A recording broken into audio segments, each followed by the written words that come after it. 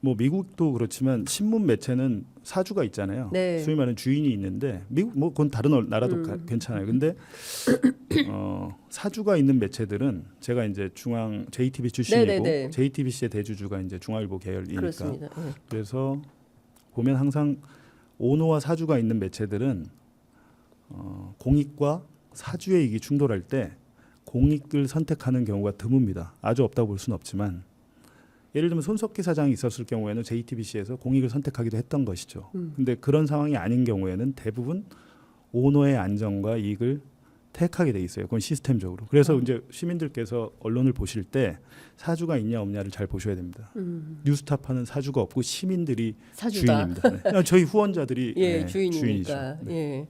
그러니까요. 하여간 제가 보기에는 조중동의 태도도 그렇게 우호적이지 않기 때문에 윤석열 정권이 상당히 그러니까 위태롭다. 그러니까 네. 지금 보면 여당 상황도 녹록치 않고 그 본인들의 우호 세력이 할 수 있는 조중동매 네.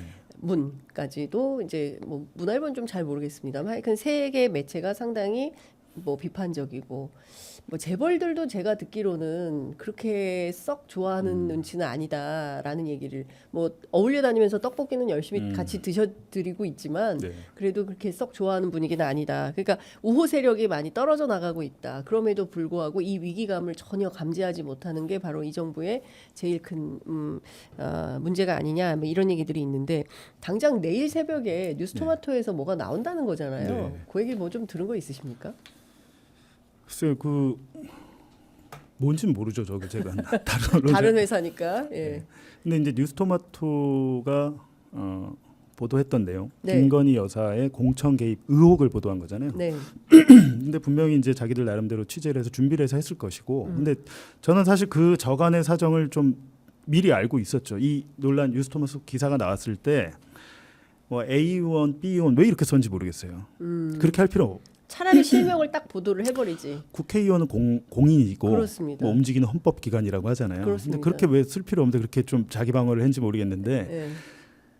그게 궁금해서 우연히 이준석 의원이 이제 A가 의원이 나다 이렇게 밝혔잖아요. 맞아요. 그러니까 훨씬 전 지난주인가 지지난주에 네. 제가 물어봤어요. 이진석 의원한테. 네. 이준석 의원한테 네, 제가 물어봤죠. 네, 이런 일인데 뭐냐 그랬더니 앞뒤 얘기를 저한테 해주더라고요. 해주는데 이제 뭐 기본적인 견지는 예.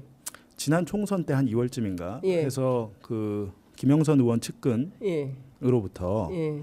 김건희 문자 그 텔레그램 이런 뭐 녹취가 있다 예. 이런 식으로 이제 제안을 받으면서 예. 개혁신당의 비례 1번을 달라. 네. 누가 김영선이. 김영선 측이 김영선 측에서. 김영선이 직접 한 거는 아닌 것 아니고, 같아요. 네, 누굴 대리인을 통해서 네. 지난 2월에 예. 그러니까 개혁신당 비례 1번을 달라라는 일이 있었고 네네. 그래갖고 그 텔레그램 메시지를 이준석 의원하고 그 본 사람은 천하람 의원 두 사람이 봤대요. 네. 그럼 A는 이준석, B는 천하람인 거예요? 그렇습니다. 근데 A, B가 이제 봤는데 그 둘이 봤는데 예. 아무리 봐도 이것만 가지고는 좀 얘기가 안 되는 것 같더라. 견적이 안 나온다. 그리고 사실은 이준석 의원도 네. 얼마나 싫겠어요.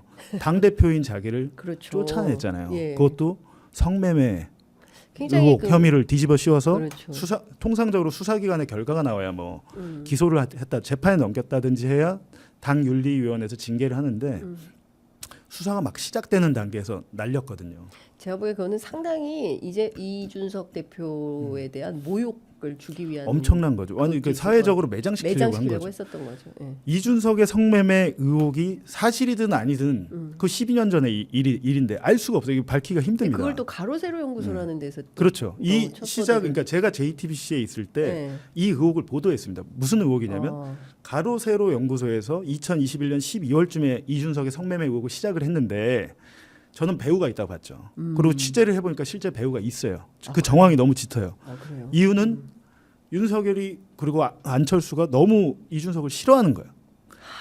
그래갖고 저희가 어떻게 보도를 했냐면 제 얘기가 아니라 네. 취재원의 육성 파일로 네네. 해서 보도를 했어요.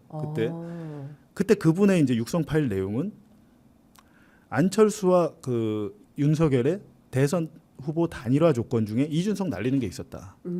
진짜요? 네. 그리고 그게 끝나면 실현될 거다, 날릴 거다. 근데 그대로 됐어요. 결과적으로 지금. 그렇죠. 그런 의혹을 제가 이제 육성 파일로 보도를 했고, 그렇다면 가로세로 연구소에 누가 이거를 제보했을 것이냐? 그러네. 이준석에 대한 그 성매매 의혹을 뒷받침하는 그 증거라고 하는 거는 그 수사 기록이었습니다. 네. 그때 당시에 이제 그 뭐 경찰 검찰.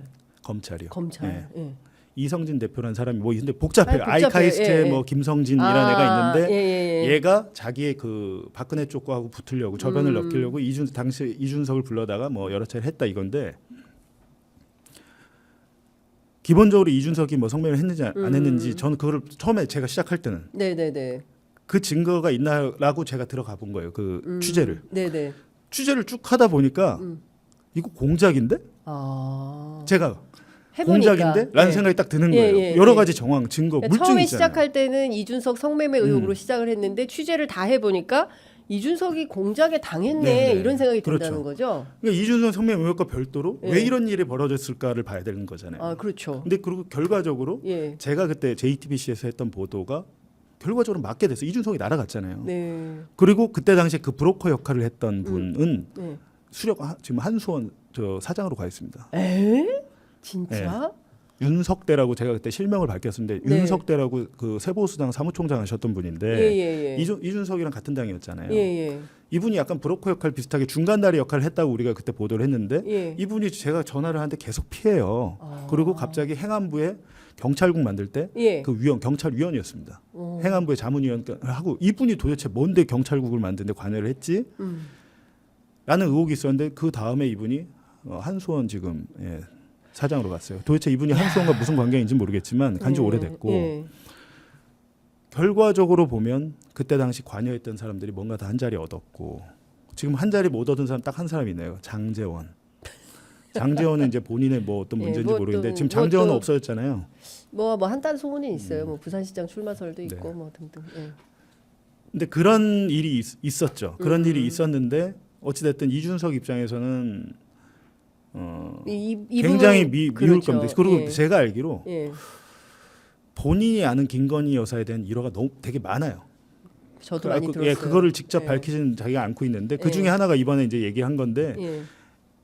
어찌됐든 김영선 측에서 왔다는 게 이준석 쪽에 그런 제안을 했다는 것인데 중요한 것은 이게 노출이 됐다는 거잖아요. 지금. 그렇죠. 네. 예.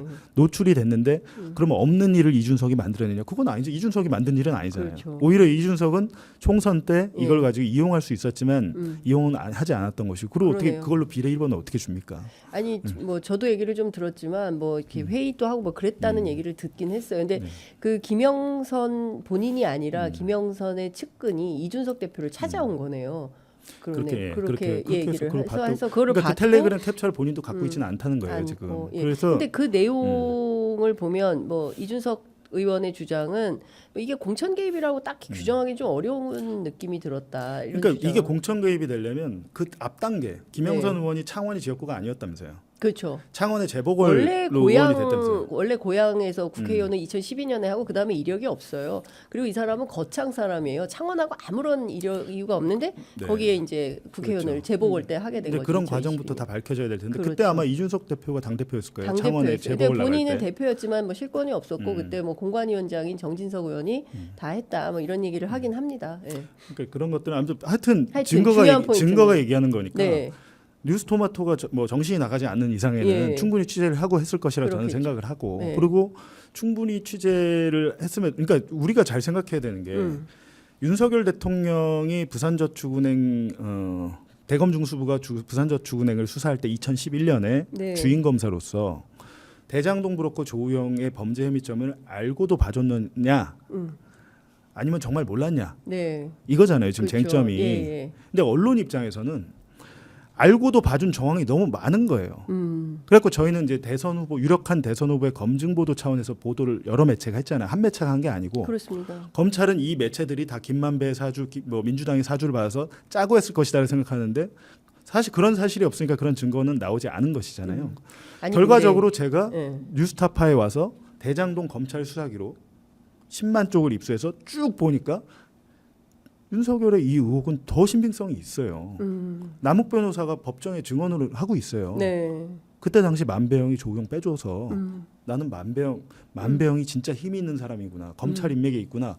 김만배의 힘을 조우영 사건을 통해서 느꼈습니다라고 확인했다라고 예. 법정을 증언을 했잖아요. 남욱 변호사가. 변호사니까 법정에서 위증하면 어떻게 됩니까? 그죠. 심각하게 처벌. 변호사니까 잘 알잖아요. 예. 그랬던 남욱이 지금 검찰 측에 또 붙어서 말을 바꾸고 있거든요. 근데 이런 것들이 왜 일어날까를 생각하면 검찰 입장에서는 남욱은 뭔가 책이 잡혔겠죠 지금. 내가 협조하지 않으면 당할 불이익이 있는 거죠. 저는 대북 송금 사건도 마찬가지로 생각하거든요. 안부수 아태협 회장 같은 사람은 네네. 여러 가지가 지금 뒷다리가 잡혀 있을 거예요.